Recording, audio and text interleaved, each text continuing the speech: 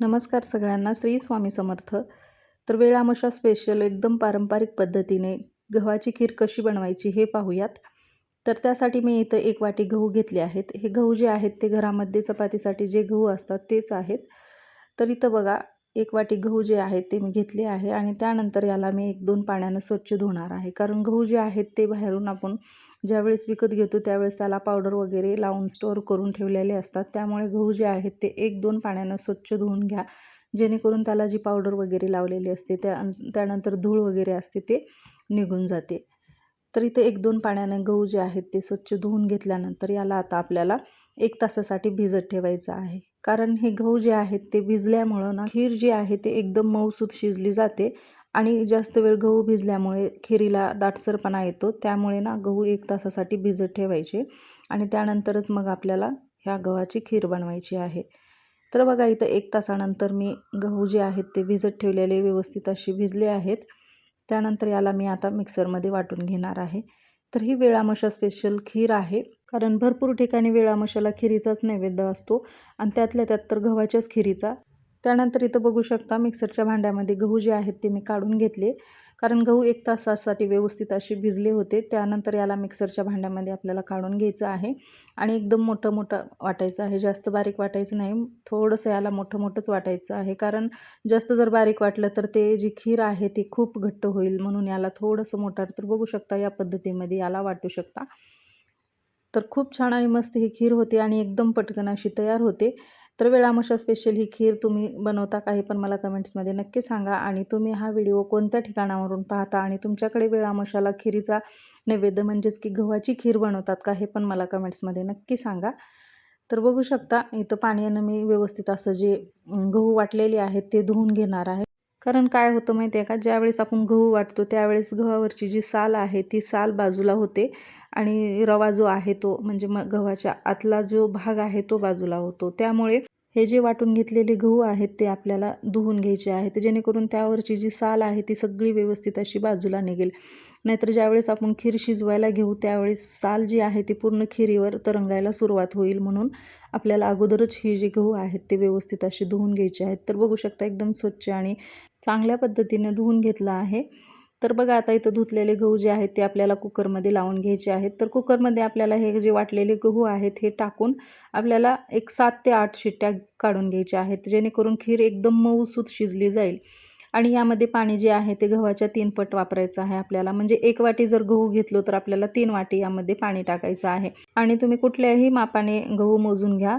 त्यामध्ये आपल्याला त्याच्या 3 पटच पाणी वापरायचं आहे. तर बघू शकता इथं मी गव्हाच्या वरती आपले जे बोट आहे तर त्यामधली जी आपली कांडी असते बोटाची तर 1.5 कांडी पाणी यामध्ये टाकलं आहे. तर तुम्ही या पद्धतीने पण पाणी टाकू शकता. तर बघा इथं 7 ते 8 शिट्ट्या झाल्यानंतर खीर जी आहे ती एकदम मऊसूत शिजली गेली आहे आणि अजिबात बुडाला वगैरे लागली नाही. कारण पाण्याचं प्रमाण एकदम बरोबर असं वापरलं होतं मी. आणि जरी पाणी कमी पडलं तर साईडला गॅसवर आपल्याला एका पातेल्यामध्ये गरम पाणी करायला ठेवायचं जेणेकरून पाण्याचं जर प्रमाण कमी झालं तर मग आपल्याला यामध्ये नंतर पाणी टाकता येतं. त्यामुळे ना अगोदरच पाणी गरम करायला ठेवायचं. आणि गव्हाच्या खिरीचं असं असतं की खीर हे थंड होईल तसं घट्ट व्हायला सुरुवात होते. त्यामुळे याला अगोदरच थोडंसं पातळ ठेवलं तरी पण चालतं.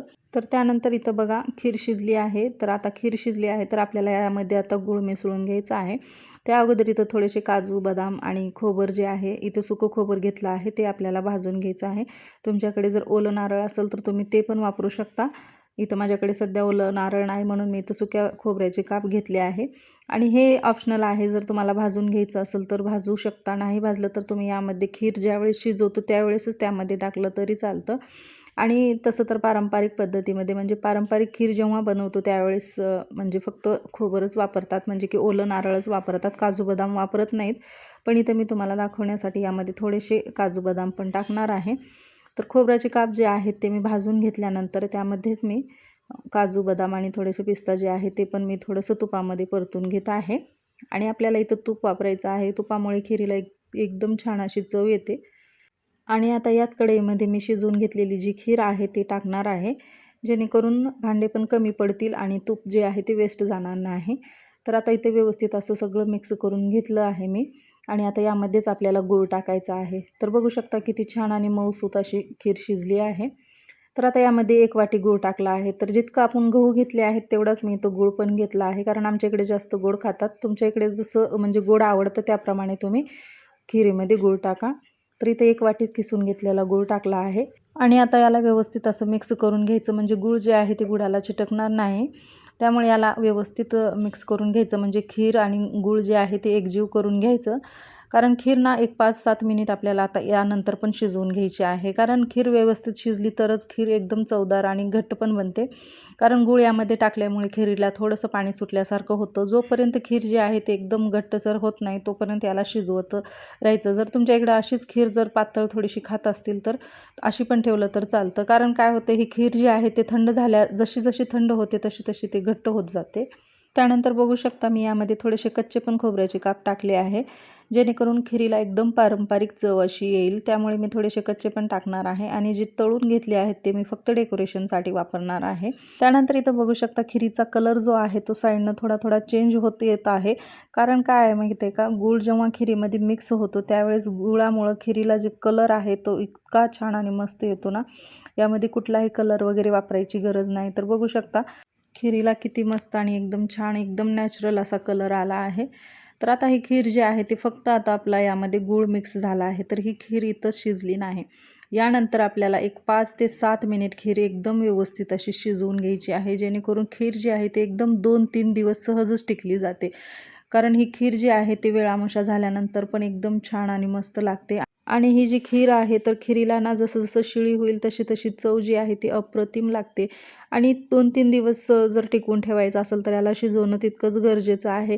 कारण जितकं जास्त शिजवचाल म्हणजे गूळ आणि खीर जी आहे ती एकदम एकजीव होतं, त्यामुळे अजिबात ही खराब होण्याची शक्यता नसते. त्यामुळे खीर अगदी व्यवस्थित असं शिजवून घ्या. वेळ लागला तर चालेल, पण खीर व्यवस्थित शिजली पाहिजे. तर त्यानंतर बघा कुठल्याही गोडाच्या पदार्थामध्ये थोडंसं मीठ टाकायचं, म्हणजे गोडाच्या पदार्थाला आणखीन जास्त चव येते. त्यानंतर इथं बघू शकता थोडंसं वेलची पावडर टाकली आहे, म्हणजे 1 चमचा वेलची पावडर टाकली आणि त्यानंतर यामध्ये जायफळ टाकायचं. कारण कुठल्याही गुळाच्या पदार्थामध्ये थोडंसं जायफळ खिसून टाकलं ना पदार्थाला चव एकदम छान येते. त्यामुळे थोडंसं यामध्ये जायफळ खिसून टाकलं आहे. तर इथं तुमच्याकडे सुंठ असेल तर सुंठ पण वापरू शकता, कारण सुंठनं पण खिरीला एकदम छान चव येते. सध्या माझ्याकडे सुंठ नव्हती म्हणून मी यामध्ये टाकली नाही. तर बघू शकता सगळं काही व्यवस्थित असं मिक्स करून घ्यायचं आणि याला आणखीन एक 5 मिनिट शिजू द्यायचं. कारण ही खीर जी आहे ती एकदम व्यवस्थित अशी शिजवून घ्यायची, जेणेकरून सगळी काही खीर आहे ती एकजीव होईल. अजिबात कुठेही पाणी एक साईडला आणि खीरचे म्हणजे मधली गहू जे आहेत ते एक साईडला होणार नाहीत, याची काळजी घ्यायची. एकदम दाटसर अशी होईपर्यंत याला शिजू द्यायचं. तर बघा जे काही तळून घेतलेले काजू बदाम होते ते मी यामध्ये टाकले आहे आणि आता याला व्यवस्थित असं मिक्स करून घेतलं आहे. तर बघू शकता किती छान आणि एकदम दाटसर अशी खीर झाली आहे. आणि खीर जास्त दाटसर पण करू नका, यापेक्षा तर घट्ट खीर बनवू नका, कारण जितकी घट्ट खीर बनेल तेवढीच ते थंड झाल्यानंतर पण एकदम घट्टसर अशी बनणार. त्यामुळे याला अगोदरच थोडंसं पातळच ठेवा, जेणेकरून खीर जे आहे ते नंतर खायला पण छान लागेल आणि तुम्हाला नंतर परेशानी पण होणार नाही. फक्त गरम करून जरी खाल्ली तरी चालतं. तर बघू शकता इथं खीर जी आहे ती मी एका बाउलमध्ये काढून घेतली आहेत आणि आता यावर थोडेसे डेकोरेशनसाठी जे तळून घेतलेले काजू आणि बदाम होते ते पण टाकून घेणार आहे. तर बघू शकता इथं तयार झाली वेळामोशा स्पेशल गव्हाची खीर. तर एकदम पारंपरिक पद्धत वापरून ही गव्हाची खीर बनवली आहे आणि ज्यावेळेस आपण ही खीर खातो त्यावेळेस यावर थोडंसं दूध आणि तूप घ्यायचं, म्हणजे खीर जी आहे ते एकदम अप्रतिम अशी लागते.